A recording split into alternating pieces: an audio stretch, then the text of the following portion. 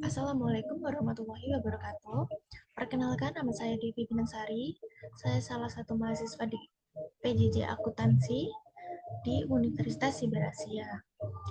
Di sini saya akan melakukan presentasi mengenai pemenuhan tugas ujian akhir semester Akuntansi Keuangan Lanjutan 2. Oke, bab yang akan saya bahas hari ini adalah akuntansi untuk operasi cabang. Oke, kita mengenal dulu ya. Akuntansi untuk operasi cabang adalah cara mencatat masing-masing baik itu di kantor pusat maupun cabangnya untuk setiap transaksi-transaksi yang terjadi di antara mereka. Namun, pada akhirnya akun-akun yang terdapat pada kantor pusat maupun cabang akan digabungkan untuk membuat laporan keuangan eksternal meskipun pada awalnya masing-masing melakukan pembukuan. Sehingga laporan keuangan eksternal menyajikan perusahaan sebagai entitas tunggal. Penyusunan laporan keuangan eksternal mirip dengan penyusunan laporan keuangan konsolidasian dan juga dibutuhkan juga beberapa eliminasi.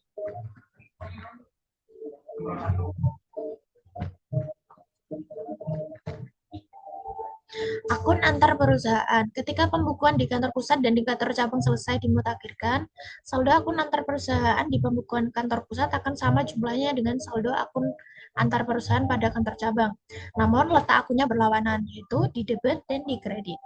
Misalnya, jika kita akun antar perusahaan pada pembukuan kantor pusat memiliki saldo debit 10 juta, maka akun antar perusahaan terkait dengan pembukuan kantor cabang harus memiliki saldo kredit dalam jumlah yang sama. Kedua, akun antar perusahaan pada pembukuan kantor pusat disebut investasi di cabang, sedangkan akun resiprokal pada pembukuan kantor cabang disebut kantor pusat. Apabila sebuah perusahaan memiliki lebih dari satu cabang, maka akun berinvestasinya juga terpisah. Untuk setiap cabangnya, saldo akun investasi di cabang pada pembukaan kantor pusat menunjukkan besarnya jumlah investasi kantor pusat pada cabang tersebut melalui kontribusi kas dan transfer aset ke cabang. Akun resiprokal kantor pusat pada pembukaan cabang menunjukkan ekuitas modal kantor pusat di cabang dan saldo tersebut disajikan sebagai ekuitas pemilik pada laporan keuangan cabang terpisah yang akan ditunjukkan kepada pihak eksternal.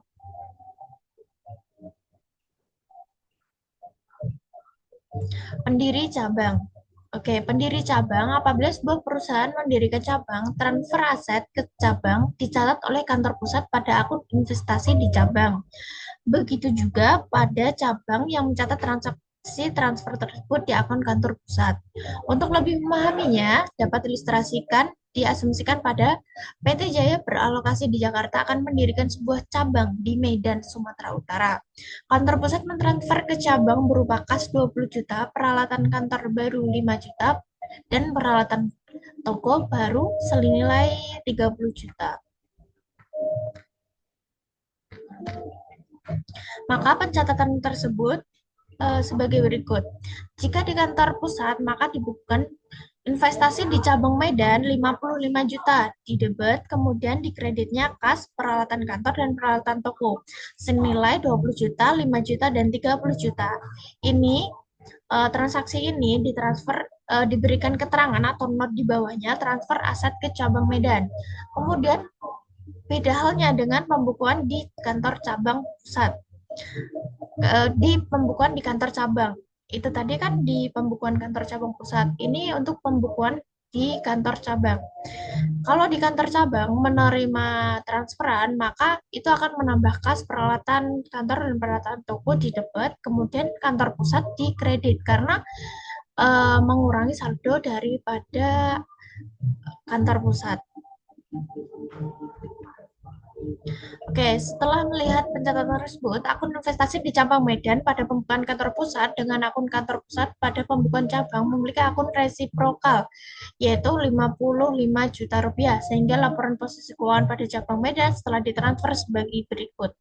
Ini laporan keuangan di kantor cabang ya, bukan di kantor pusat. Kalau di kantor cabang, maka aset di debit, peralatan kantor dan peralatan toko totalnya 55 juta, liabilitasnya kantor pusat 55 juta. Jadi totalnya harus sama ya teman-teman, bawahnya itu harus balance. Oke, Jika laporan keuangan cabang disusun untuk tujuan pelaporan internal, maka laporan keuangan eksternal merefleksikan aktivitas dan posisi perusahaan secara keseluruhan dengan menggabungkan akun pada kantor pusat dan cabang sehingga menjadi entitas tunggal. Gitu. Jadi transfer persediaan dari kantor pusat ke cabang yaitu investasi cabang 280 juta, persediaan 200 juta, laba antar perusahaan 80 juta. Untuk pencatatan di kantor pusat 280 juta dan kantor pusat lagi di 280 juta. Kemudian cabang menjual 25% persediaannya atau 105 juta kali 20 kali 6. Di kantor pusat dicatat 20 juta. Laba yang belum terrealisasi. Kemudian laba cabang 20 juta.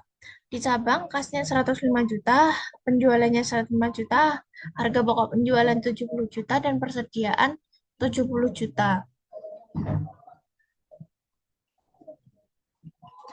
Kesimpulannya, pembukuan kantor cabang terdiri atas akun-akun yang menyeimbangkan serupa dengan pembukuan perusahaan terpisah. Namun, akun kantor pusat menggantikan akun ekuitas pemilik yang terdapat dalam pembukuan perusahaan terpisah. Akun kantor pusat menunjukkan ekuitas kantor pusat di cabang. Akun kantor pusat merupakan timbal balik dan akun investasi di cabang pada pembukuan kantor pusat. Kedua akun meningkat melalui transfer aset dari kantor pusat ke cabang atau melalui laba cabang. Kedua akun menurun melalui transfer aset dari cabang ke kantor pusat dan melalui rugi cabang. Berikut presentasi dari saya. Apabila ada salah dan kurangnya, mohon untuk ditulis, dikritik di bagian komentar.